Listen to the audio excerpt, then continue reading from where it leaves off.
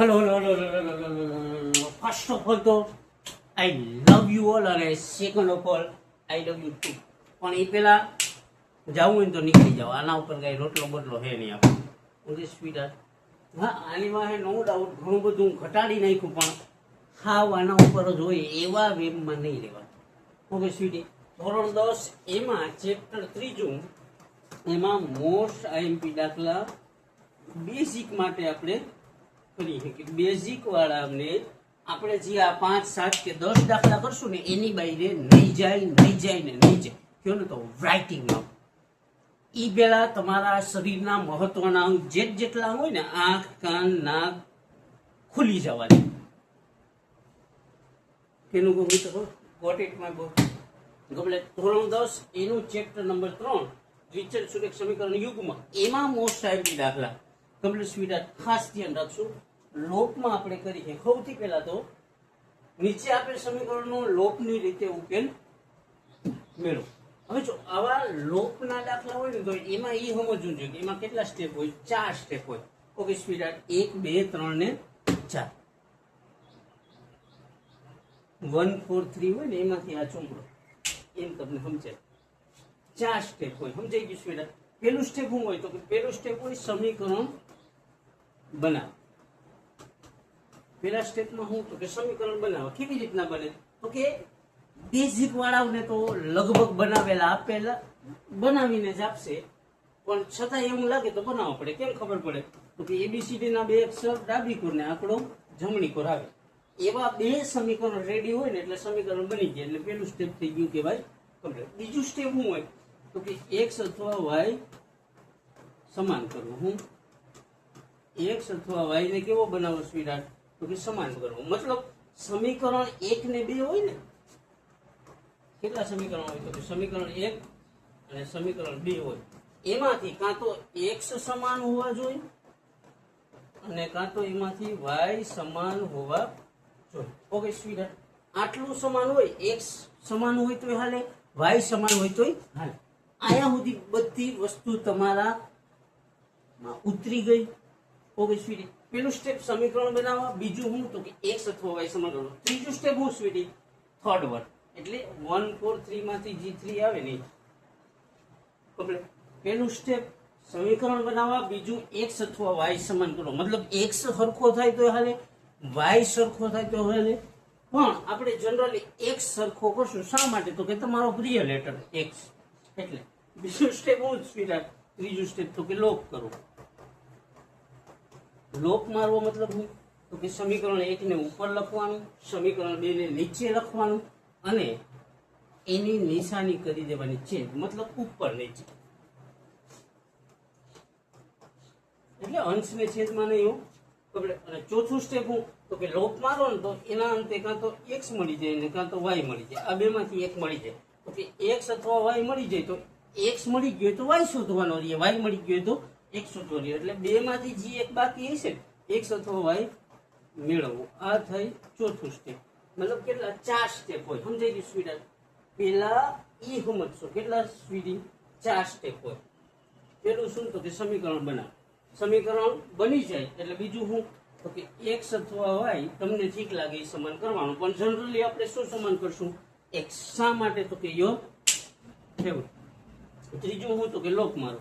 લોપ મારવો મતલબ હું તો કે દેશી ભાષામાં સમીકરણ 1 માંથી સમીકરણ 2 બાદ કરવું.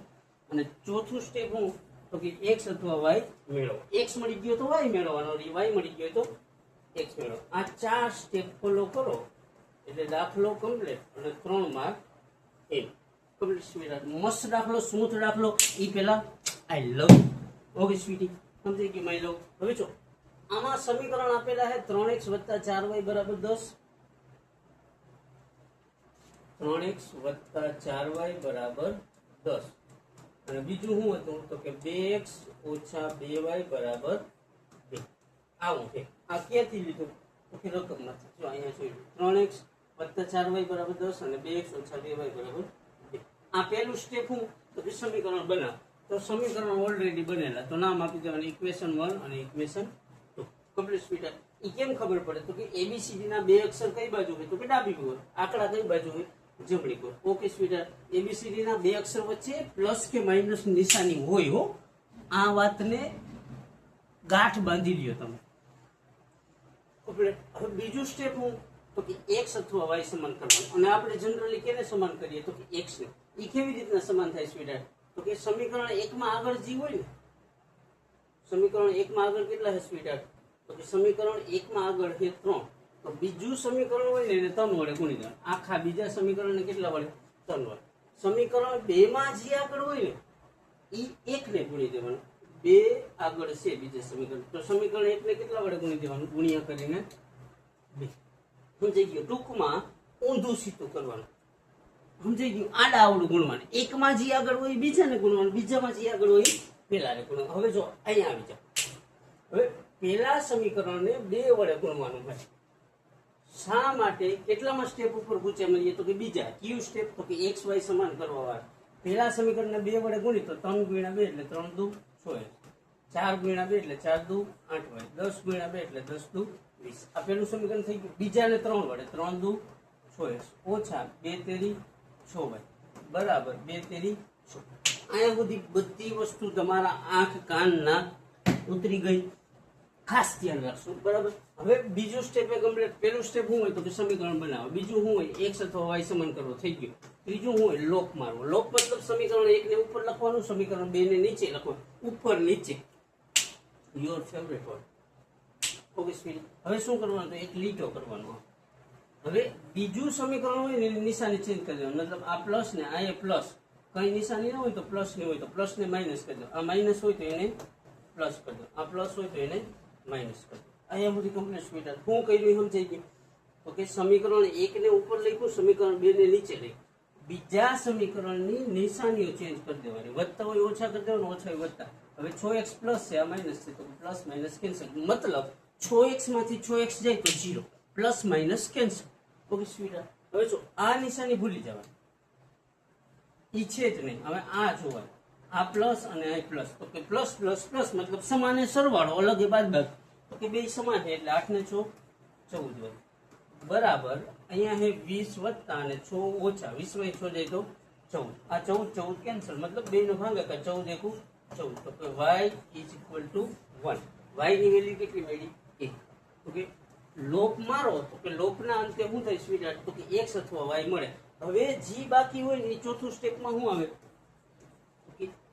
y મળી ગયું તો x મેળવવાનો, x મળી ગયું તો y મેળવવાનો. y મળી ગયું એટલે y ની કિંમત તમને ઠીક લાગે તો 1 માં મૂકવાની, અને તમને ચટપટતી હોય તો સમીકરણ 2 માં લખવાની. મતલબ જે ઈઝી લાગે ને એમાં મૂકી દેવાનું. તો કે y ની કિંમત આપણે 1 માં લખીએ, 1 માં મૂકતા તો લખવાનું શું સ્વીટી?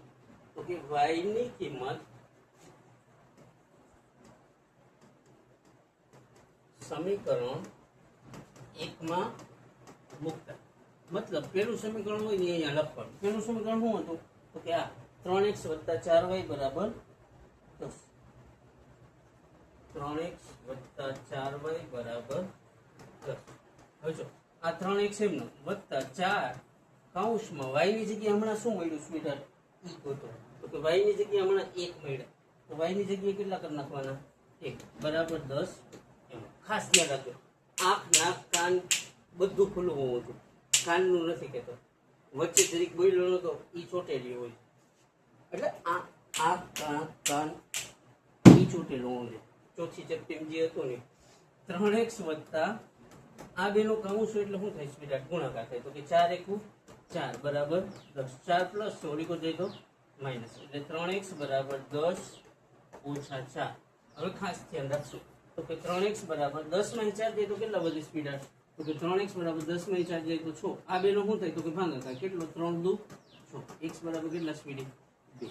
મસ્ત દાખલો, સ્મૂથ દાખલો ને એનાથી વિશેષ ઈઝી દાખલો. વારંવાર પ્રેક્ટિસ કરવાનું મન થાય ને એવો દાખલો. Got it? સમજાઈ ગયું? શું કરવાનું? તો કે ખાલી યાદ એટલું જ રાખવાનું, 4 સ્ટેપ હોય. શું હોય? તો કે ખાલી 4 સ્ટેપ હોય. ક્યાં ક્યાં? તો કે પહેલું સ્ટેપ હોય સમીકરણ બનાવો. અહીંયા બની ગયા સમીકરણ 1 ને સમીકરણ 2 બની ગયા. ઓબીસીડી. હવે શું કરવાનું? તો કે સમીકરણ 1 માં જે આગળ હોય ને એને બીજામાં ગુણવાનું, બીજામાં જે આગળ હોય એટલે એકમાં કેટલા આગળ છે 3, તો બીજા સમીકરણને 3 વડે ગુણો. બીજામાં કેટલા આગળ છે 2, તો પેલા સમીકરણને કેટલા વડે ગુણી દેવાનું 2 વડે. હવે જો આને 2 વડે બધાને, ખાલી એકને નહીં, આ 3 ને 2 વડે ગુણી દેવાનું. 3x 4y ને 10, 3 ને 2 વડે ગુણી તો 3 દુ 6, 4 દુ 8 ને 10 દુ 20. બીજા સમીકરણમાં 3 વડે ગુણવાનું. આ 3 વડે શા માટે? તો કે પેલા સમીકરણમાં આગળ શું છે તકડો, તો બીજા સમીકરણ 3 દુ 6, 3 દુ 6, 3 દુ 6 એટલે ગુણાઈ ગયું. હવે શું કરવાનું? તો કે જે જવાબ આવ્યા એમાંથી પ્લસ માઇનસ કેન્સલ થઈ જાય. કેવી રીતના? તો કે લોપ એટલે નિશાની બદલવી. પેલું સમીકરણ ઉપર લખવાનું, બીજું નીચે લખી અને નિશાની બદલી નાખો. એટલે આ 6x જાય, આ 8 ને 6 14y થાય, 20 ને 6 14 કેન્સલ.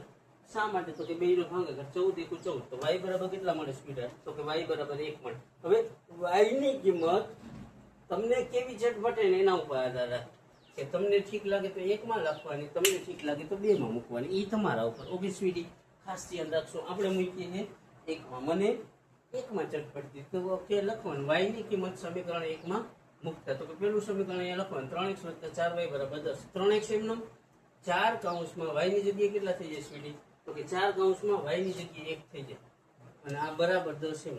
તો 3x + 4 અને 1 નો ગુણાકાર, 4 × 4 = 10. 4 પ્લસ છે, ઓડી જાય તો માઇનસ. તો કે 3x = 10 - 4, તો કે 3x = 10 - 4 જાય તો કેટલા વધે? 6. 3 નો 6 નો ભાગાકાર, આ 3 દુ 6, x બરાબર કેટલા? 2. આ ચોથા નંબરનું સ્ટેપ. ઈઝી પીઝી અને સ્મૂથ દાખલો. સ્મૂથ ન લાગે તો બનાવો એમ બેનને કમ્પ્લીટ. વારંવાર પ્રેક્ટિસ કરશું. કેટલી? તો કે એટલી તો કરશી કે જેથી કરીને મમ્મી કે પપ્પાને મારી યારે પ્રેક્ટિસ ન કરવી પડે. અમુકના બાપ સ્વીટહાર્ટ હોય તો એ કાંઈ ના થાય, કાંઈ વાંધો નહીં, દીકરા હાલશે. અમુકના મમ્મી સ્વીટહાર્ટ હોય, કાંઈ વાંધો નહીં, હાલશે. પણ બે માંથી 2 સ્વીટહાર્ટ હોય ને એ વાત શક્ય નથી. એટલે 2 માંથી 2 ન હોય તો એક આપણી સર્વિસ કરી નાખે, કંઈક મૂળમાં આવે તો કે એ સર્વિસ કરે ને એ પહેલા આપણે પ્રેક્ટિસ કરી લઈશું. કેટલી? તો કે આ વિષય 100 માંથી 100 નો હોય એટલે 100 માટે જ જોઈએ. એટલે જરૂર પડે તો પ્રેક્ટિસ કરીએ, વારંવાર પ્રેક્ટિસ કરીએ, 2 વાર 5 વાર 15 વાર 50 વખત તો બેર મિનિમમ એક દાખલા પાછળ ભાગીએ. 50 વારમાં કોઈ દાખલો ના આવડે તો ગયો એની કમ્પ્લીટ સ્પીડ. મસ્ત દાખલા, સ્મૂથ દાખલા ન લાગે તો સ્મૂથ બનાવો એને. ઓકે માય લવ, અહીંયા સુધી રહ્યો. આ દાખલો જે હમણાં કર્યો લોકનો, કેટલા સ્ટેપ હોય, શું કેમ હોય, એ બધું સમજાણું હોય ને સ્પીડી.